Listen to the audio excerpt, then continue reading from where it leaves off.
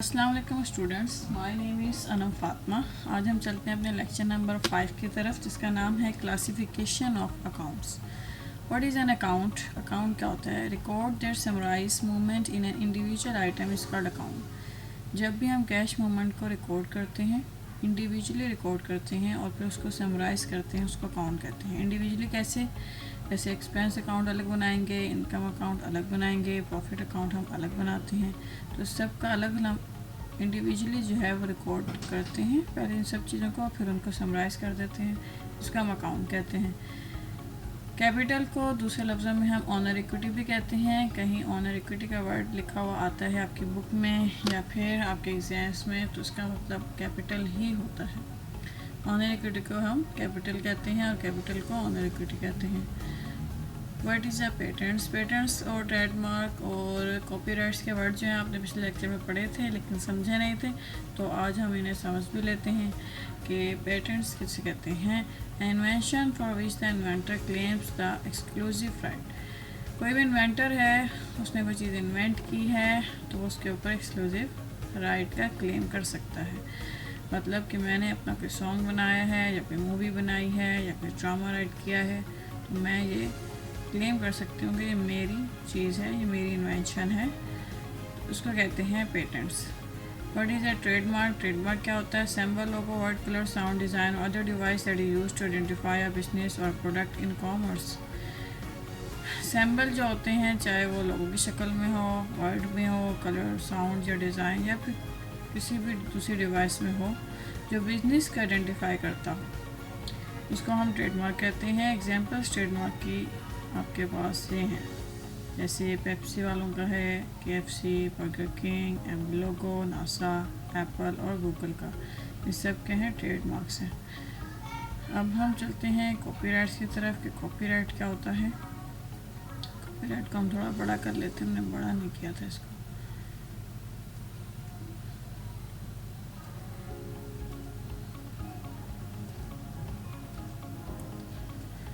Copyright क्या होता है? Copyright it is a right which grants protection to a unique expression of ideas.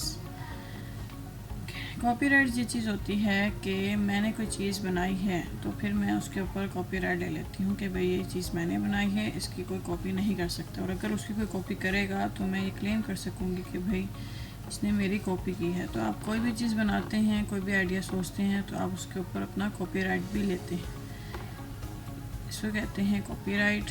Copyright की जो है वो ये होते हैं लॉ प्रोटेक्ट्स जो हैं, जैसे आपके पास लिटरेरी वर्क्स हैं, पेंटिंग्स हैं, photographs, drawing, film, music, choreography और स्क्रिप्चर।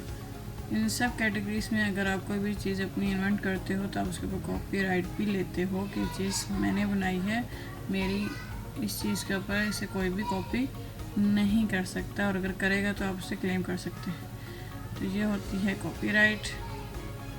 लॉस क्या होता है? What is the loss? Loss is the excess of expenses over income in a specific period.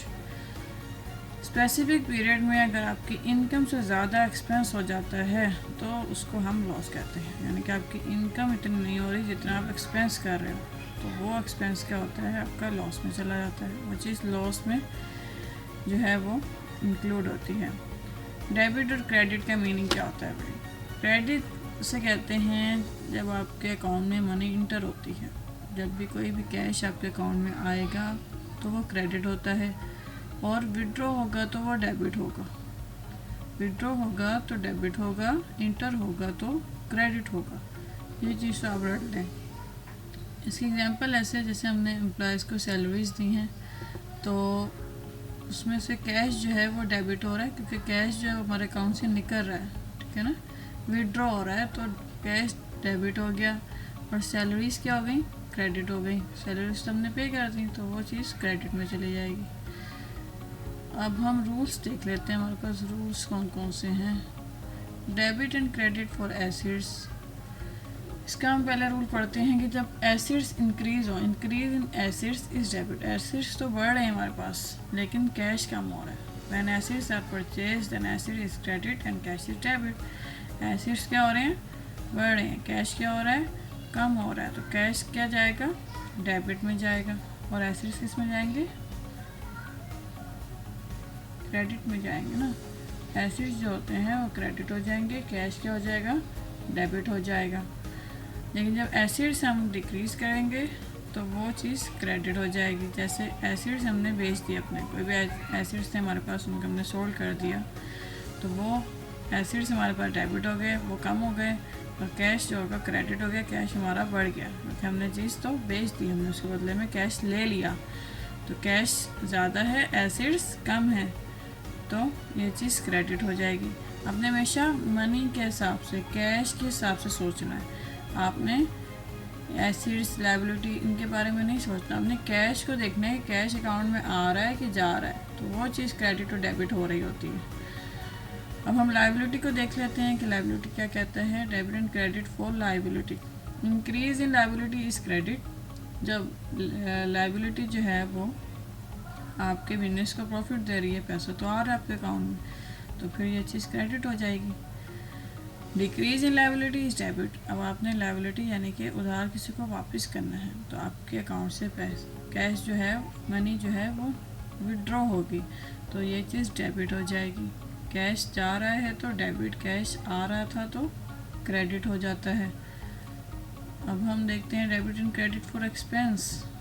Increase in expenses debit. Expenses बढ़ रहे हैं तो ये चीज़ डेबिट होती है।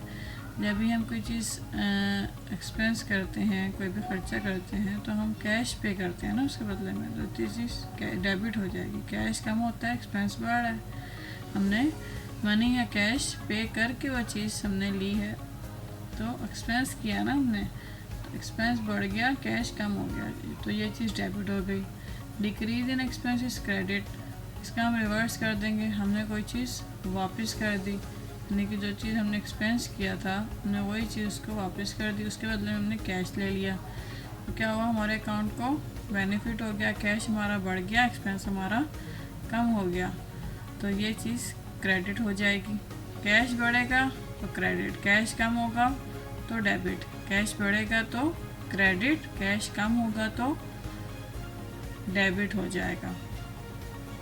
अब हम देखते हैं debit and credit for income. Income account is exactly opposite to expense account, just as liability account is opposite to assets account. Income account जो है वो इसके बिल्कुल अपोजिट है एक्सपेंस के, जैसे लायबिलिटी अकाउंट अपोजिट था किसके, एसेट्स अकाउंट के, तो बिल्कुल इसको अपोजिट कर देंगे। अपोजिट कैसे करेंगे, increase in income is credit हो जाएगा और decrease in income is debit हो जाएगी।